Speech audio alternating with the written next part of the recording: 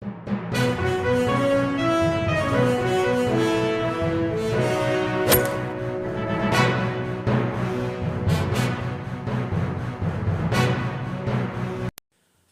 باللہ من الشیطان الرجیم، بسم اللہ الرحمن الرحیم، وبہ نستعین وہو خیر الناصر ومعین۔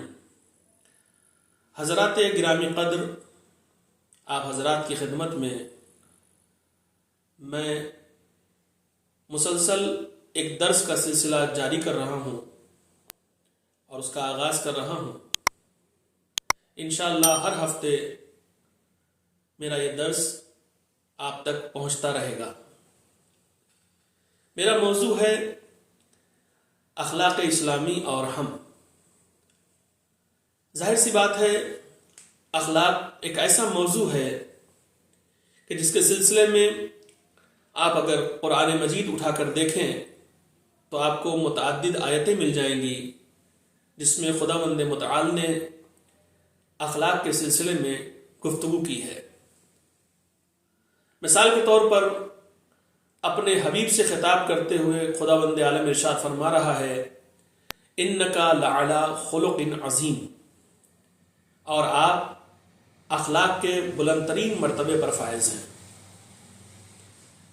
قرآن مجید کی دوسرے سورے میں ہمیں ملتا ہے اسی اخلاق کی اہمیت کو بتانے کے لیے خداوند عالم نے سورہ والشمس میں 14 قسمیں کھانے کے بعد ارشاد فرمایا، قد افلح من زکاہا،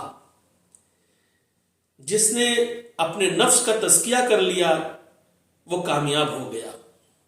یعنی کتنا اہم مسئلہ ہے کہ انسان اپنے نفس کو پاک کرے۔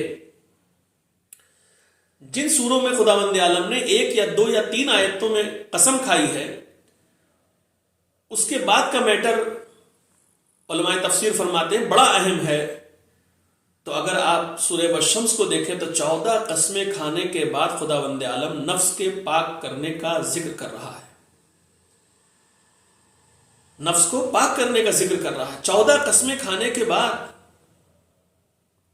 سورہ جمعہ میں دیکھ لیں آپ، اخلاق کا ذکر مل جائے گا۔ سورہ جمعہ کی دوسری آیت میں اعلان ہو رہا ہے، وَالَّذِي بَعَثَ فِي الْأُمِّيِّينَ رَسُولًا مِّنْهُمْ يَتْلُو عَلَيْهِمْ آيَاتِهِ وَيُزَكِّيهِمْ وَيُعَلِّمُهُمُ الْكِتَابَ وَالْحِكْمَةَ وَإِنْ كَانُوا مِنْ قَبْلُ لَفِي ضَلَالٍ مُبِينٍ۔ کیسی عجیب آیت ہے۔ اس آیت میں خداوند عالم کیا فرما رہا ہے؟ هُوَ الَّذِي بَعَثَ فِي الْأُمِّيِّينَ، وہی خدا تو ہے جس نے مبعوث کیا امیین کے درمیان، جاہلوں کے درمیان ایک رسول کو۔ اس کا کام کیا ہے؟ یتلو علیہم آیاتہ، وہ آیتوں کی تلاوت کرتا ہے، وَيُزَكِّيهِمْ، اور لوگوں کے نفوس کو پاک کرتا ہے، وَيُعَلِّمُهُمُ الْكِتَابَ وَالْحِكْمَةَ، اور کتاب کی بھی تعلیم دیتا ہے اور حکمت کی بھی تعلیم دیتا ہے۔ تو 3 چیزیں الگ الگ آپ کے سامنے یہاں پر آ گئیں جو سورے میں ارشاد ہو رہا ہے۔ خداوند عالم ارشاد فرما رہا ہے کہ ہم نے رسول کو اس لیے بھیجا ہے تاکہ وہ آیتوں کی تلاوت کرے، نفسوں کو پاک کرے اور کتاب و حکمت کی تعلیم دے۔ اس کا مطلب یہ ہے، نتیجہ یہ نکلتا ہے کہ سارا زمانہ تعلیم لینے والا ہے اور میرا محمد تعلیم دینے والا ہے۔ ظاہر سی بات ہے، استاد اور شاگرد میں جتنا فرق ہے اتنا ہی فرق محمد الرسول اللہ میں اور عام لوگوں میں ہے۔ اب آئیے اس گفتگو کو آگے بڑھایا جائے۔ حدیثوں میں اگر دیکھا جائے تو پیغمبر اسلام کی ایک مشہور حدیث ہے، یوں تو حدیثوں کی پوری کتاب موجود ہے۔ اس وقت دامن وقت میں گنجائش نہیں رہے گی کہ میں تمام حدیثوں کو بیان کروں، لیکن انشاءاللہ جس طرح سے گفتگو آہستہ آہستہ بڑھتی جائے گی میں آپ کی خدمت میں بہت ساری حدیثیں اور واقعات پیش کروں گا انشاءاللہ۔ جیسے کہ ارشاد فرمائے، انما بعثت لاتمم مکارم الاخلاق، پیغمبر فرماتے ہیں مجھے اسی لیے مبعوث ہی کیا گیا ہے، میرا مقصد ہی یہی ہے، لوگوں کو سدھارنا میرا کام ہے، لوگوں کے نفسوں کو پاک کرنا میرا کام ہے، لوگوں کو آیتوں کی تلاوت کر کے سنانا یہ میرا کام ہے۔ تو رسول کا مقصد، بعثت کیا ہے؟ بعثت کا مقصد کیا ہے؟ تزکیہ نفس ہے، اخلاق ہے۔ لہذا اخلاق کی اتنی اہمیت قرآن مجید میں بیان کی گئی۔ آخر سوال یہ ہے کہ اخلاق ضروری کیوں ہے؟ کیوں کہہ سکتے ہیں بھائی اخلاق کی بہت ضرورت ہے؟ جبکہ اگر ہم اپنے سماج میں دیکھتے ہیں، اپنے معاشرے میں دیکھتے ہیں تو ہمیں پتہ چلتا ہے کہ لوگ اخلاق کو اتنا اہمیت نہیں دیتے ہیں، لیکن اخلاق بہت مہم چیز ہے۔ علم اخلاق پڑھنا پڑھانا ہمارے سماج میں تو اس کی ضرورت نہیں محسوس کی جاتی ہے۔ ہم یہ سمجھتے ہیں کہ جو جتنا جھک کر سلام کر لے اتنا ہی با اخلاق ہے، اور جو جتنا مسکرا کر جواب دے دے اتنا ہی با اخلاق ہے۔ لیکن اخلاق کی ڈیفینیشن یہ تو نہیں ہے۔ جھک کر سلام کر لینا صرف یہی ایک شے تو اخلاق نہیں ہے۔ ہاں، اخلاق کی چیزوں میں سے یہ ایک شے ہے ضرور، لیکن کل اخلاق یہی چیز نہیں ہے۔ لہذا ہمیں اخلاق کی طرف آگے بڑھنا ہوگا، پتہ کرنا ہوگا اخلاق ہے کیا، اخلاق کی ضرورت کیا ہے، کیوں اخلاق کی ضرورت ہے، ہمارے علم حاصل کرنے کے لیے ہمیں اخلاق پڑھنے کی ضرورت ہے، کیا وجہ ہے اس کی۔ ایک دو باتیں آپ کی خدمت میں عرض کرتا ہوں۔ انسان اخلاق کے بغیر، توجہ رہے، آدمی اخلاق کے بغیر انجینئر بن سکتا ہے، آدمی اخلاق کے بغیر پروفیسر بن سکتا ہے، آدمی اخلاق کے بغیر عالم بن سکتا ہے، آدمی اخلاق کے بغیر لیکچرر بن سکتا ہے، آدمی اخلاق کے بغیر ایک بڑا بزنس مین بن سکتا ہے، لیکن کوئی بھی آدمی اخلاق کے بغیر انسان نہیں بن سکتا ہے۔ تو اس کا مطلب یہ ہے کہ اگر ہمیں انسان بننا ہے تو پہلے ہمیں اخلاق سیکھنا ہوگا، اور یہ اخلاق یہاں وہاں نہیں، آپ کو کتابوں میں ملے گا۔ کتابیں بتائیں گی آپ کو کہ اسلامی اخلاق کیا ہے، ہماری ضرورتیں کیا ہیں۔ آئیے میں آپ کے سامنے کچھ کتابوں کے نام رکھتا ہوں، جس سے پتہ چلے آپ کو، کبھی فیوچر میں آپ کو وہ کتابیں میسر ہوں تو آپ انہیں مطالعہ کریں یا انٹرنیٹ پر لوڈ کر لیں۔ آج کل کتابیں اویلیبل ہیں، انگلش میں بھی ہیں، فارسی میں بھی ہے، عربی میں بھی ہے، اردو میں بھی ہیں۔ آپ ان کتابوں کو لے کر پڑھ سکتے ہیں، بہترین کتابیں ہیں اخلاق کے حوالے سے، جس میں پہلی کتاب ہے معراج السعادہ۔ یہ ہے، مؤلف اس کے ہیں ملا احمد نراقی رحمۃ اللہ علیہ۔ دوسری کتاب ہے قلب سلیم، اس کے مؤلف ہیں شہید دست غیب شیرازی رحمۃ اللہ علیہ۔ اس کے بعد ہے گناہ کبیرہ، اس کے بھی مؤلف ہیں شہید عبد الحسین دست غیب شیرازی رحمۃ اللہ علیہ۔ اس کے بعد ہے اخلاق الہی، اس کے مؤلف ہیں آیت اللہ مجتبی تہرانی۔ پھر ہے مراحل اخلاق دل قرآن، اس کے مؤلف ہیں آیت اللہ جوادی آملی۔ اس کے بعد یہ کتاب ہے فارسی کی بے سوئے خود سازی، جس کے مؤلف ہے محمد تقی مصباح یزدی، جو ایک مرجع تھے۔ اس کے بعد ہے اخلاق در راہ سعادت، اس کے مؤلفہ ہیں بانو مجتہدہ امین۔ اس کے بعد ہے گناہ شناسی علامہ محسن قرعاتی، اور اخلاق شبر آیت اللہ سید عبداللہ شبر کی۔ یہ میں نے کچھ مختصر کتابیں نوٹ کر لی تھی کہ آپ کو بتاؤں کہ یہ سب وہ کتابیں ہیں جو کلیدی کتابیں ہیں، جن کو پڑھنے کے بعد پتہ چلتا ہے کہ اخلاق ہے کیا، اور ہمیں اپنی زندگی میں اخلاق کو کیوں لے آنا چاہیے، اس کی ضرورت کو یہ بتاتا ہے۔ آئیے ہم یہاں پر آپ کے سامنے ایک بات اور رکھتے ہیں، اور جو باتیں انشاءاللہ یہاں سے رہ جائیں گی وہ انشاءاللہ اگلے درس میں پھر بیان کروں گا۔ خداوند عالم نے انسان کو دو چیزوں سے پیدا کیا، مجموعی طور سے دو چیزوں سے پیدا کیا۔ ایک شے کا نام ہے جسم، اور ایک شے کا نام ہے روح۔ یعنی انسان کے اندر مجموعی طور سے دو چیزیں پائی جاتی ہیں، روح اور جسم۔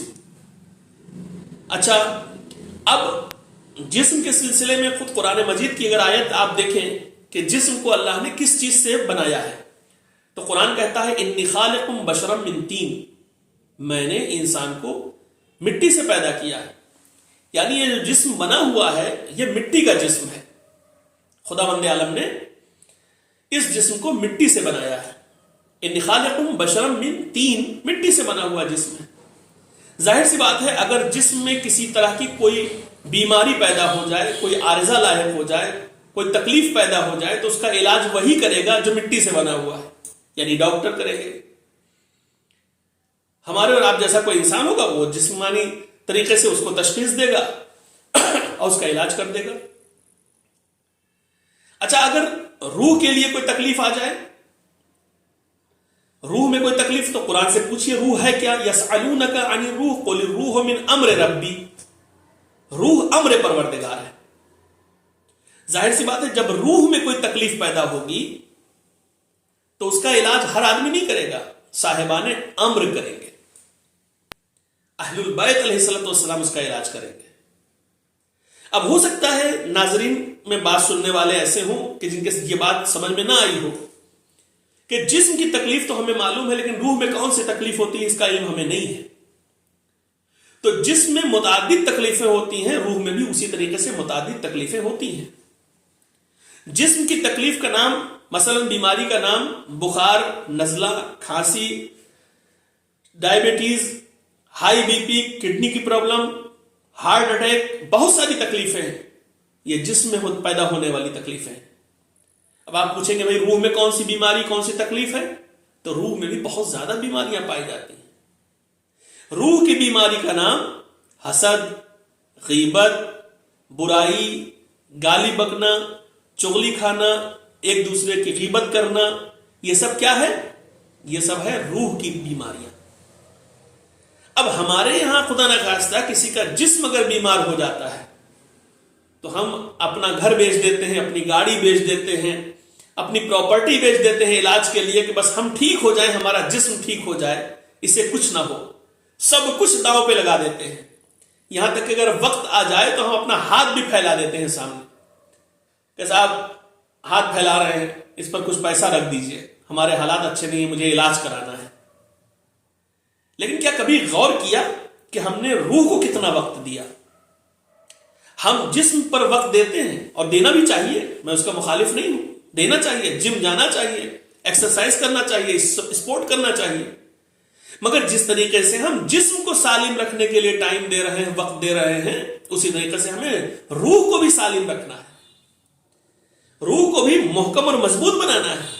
چونکہ آپ کے جسم اور روح میں بنیادی فرق یہ ہے کہ آپ کا جسم مٹی میں جا کر پھر مٹی بن جانے والا ہے، لیکن روح وہ ہے جو ہمیشہ باقی رہنے والی ہے۔